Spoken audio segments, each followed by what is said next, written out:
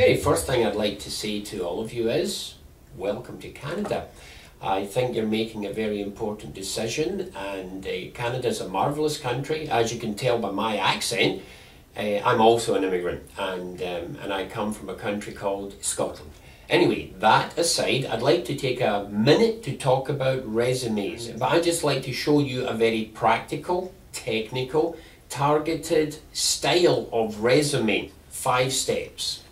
Step 1, at the top of the page, your name and address. Let them know who you are, your email address, your phone number, and so forth. Step 2, beneath that, job objective. Not a statement, but a job objective.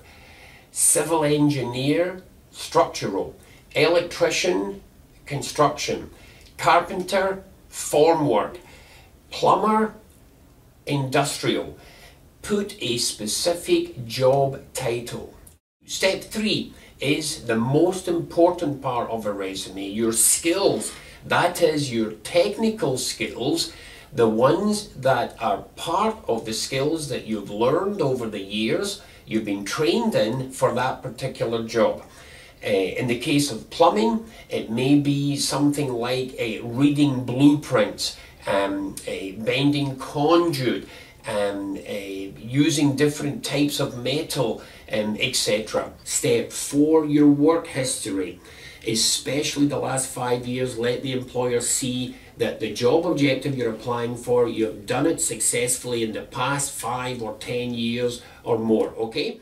Write down your position, then the name of the employer and the country that the employer that you worked in, and the start and stop date. And underneath that, 2 or 3 or 4 bullets with your job duties. What you did, the most important parts of your job duties, what you did every day on the job to retain that job and grow in that job. And the last part, step 5, education and training.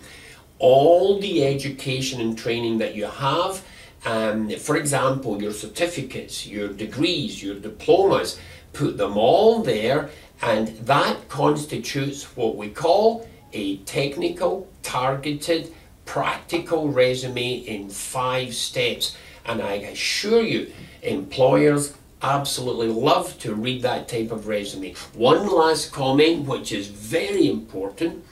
A resume is a photograph or a portrait of you in words. The clearer the words, the clearer your message, the clearer the employer who's reading it understands and then says, I want to meet that person.